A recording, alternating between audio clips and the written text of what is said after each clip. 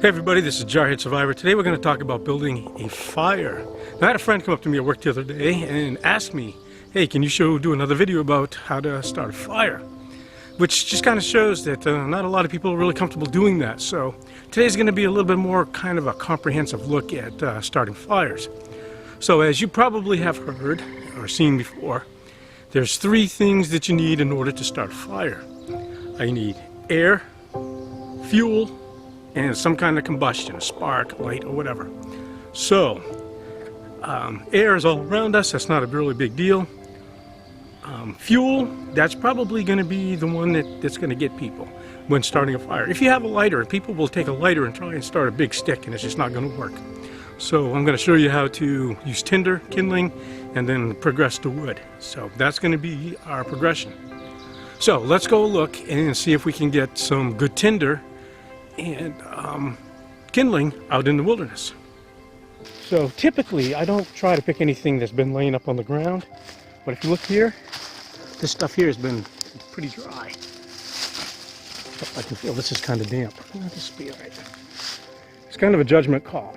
Typically, like I said, you don't want things that have been laying on the ground because they're not going to burn that well. But this here looks pretty good, so we're going to keep walking. Now, look at this. A lot of dead branches hanging off this fir tree here. This is really good. This is really good over here. So let's take a look. Put this down for a second. Now, see the really small stuff? That's going to make an excellent kindling. So I'm going to take off some of this. You don't need a whole lot. It's enough to get the fire going.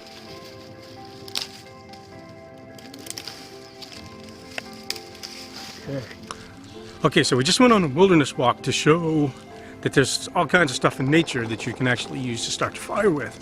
But that's kindling is what we picked up so far. Now, one of my favorite things to actually catch the spark is birch bark. If you get a nice piece of birch bark, it's got oils in it. I call it the woodsman's friend because it is amazing. It works really well. So we'll work with this in just a bit. Another thing that would work well to catch a spark from Firesteel would be cattail fluff. Now, cattail fluff from like last year's cattail, you take and you break it all up, you fluff it out, and then you have a piece of this waiting, and you put your spark on top of the cattail fluff. It'll light very quickly, and then you just take a small piece of this like this and make sure it's right on top of it, and you'll catch a spark. Okay, so what we're going to do is get the fire ready. The first thing you ever do is make sure you have enough firewood for your fire, just to get it started. So I'm going to take all this stuff here, so I'm breaking it off as small as possible. Alright, all these little teeny tiny pieces will catch a flame really well. That's what we want. Okay.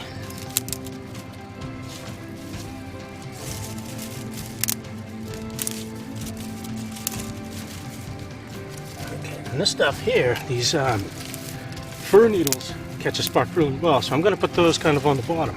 So what I'm going to do, I'm going to take like this, okay, and just lay that like this. And I'm going to take my little bit bigger pieces of wood, start breaking them up, pieces like this. Okay, so now I have a handful of wood that I can put on top of these once I get my kindling going. So this is tinder, so really dry stuff. Tinder and kind of a combination of kindling. This is kindling, and then the bigger stuff, like this here, would be considered actual firewood. Now what I'm going to do is I'm going to split some of these in half, or even quarters, using my survival knife, so that I can put this on top of this. So as you can see the progression from using this here, what I'm going to do is I'm going to get this going first. I'm going to light this, put this underneath, put the really dry stuff underneath with the birch bark. That's going to catch that on fire. Then I'm going to take my other dry stuff and I can kind of TP that on top like that.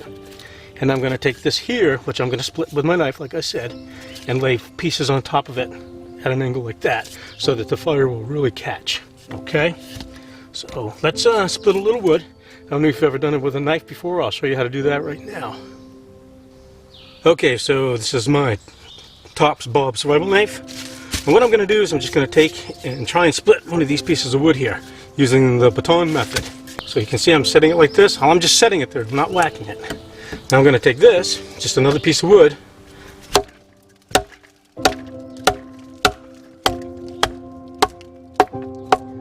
straighten it back up. Now this kind of wood typically has a lot of knots.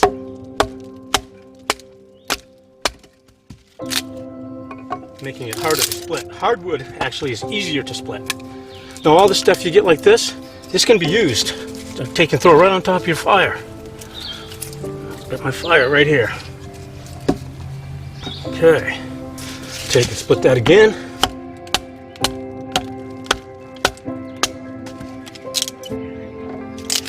So that's a pretty good size for kindling there. Split it one more time.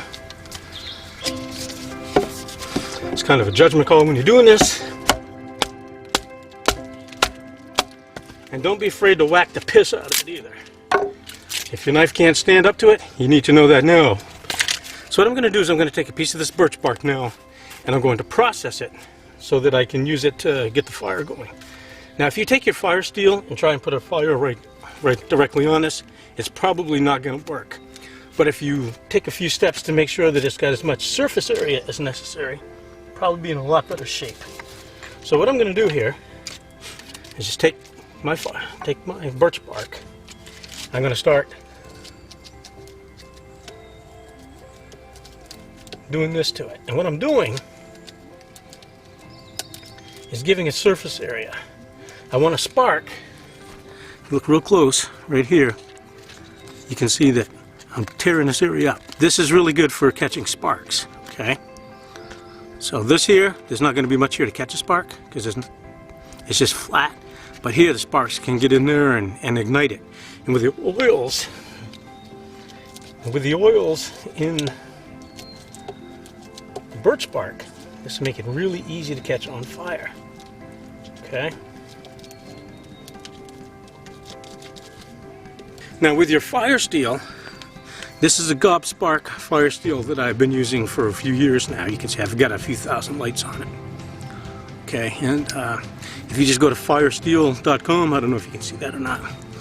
But the way you hold this is you just hold it in your hand like this. Some people hold it like this.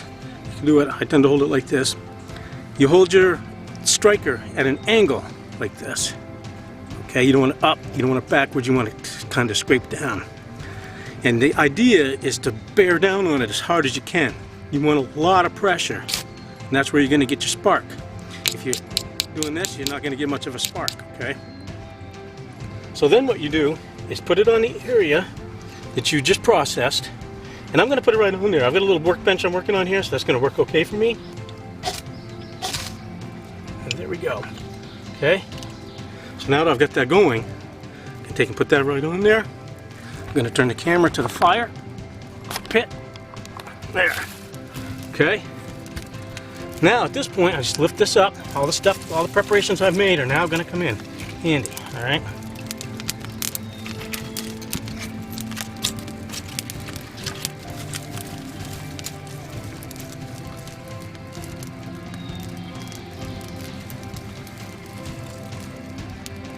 All right. So we give it a minute. Let it burn. Now if you're not sure, you can actually cut this down a little more. I think that it'll burn now as it is. If wood's really dry. It's always a guess. You gotta use your best judgment. And you don't get good judgment until you get out there and start building fires. So in this case, I'm just gonna go like this. Try and put the dry wood over where the flames are. All right, char head out.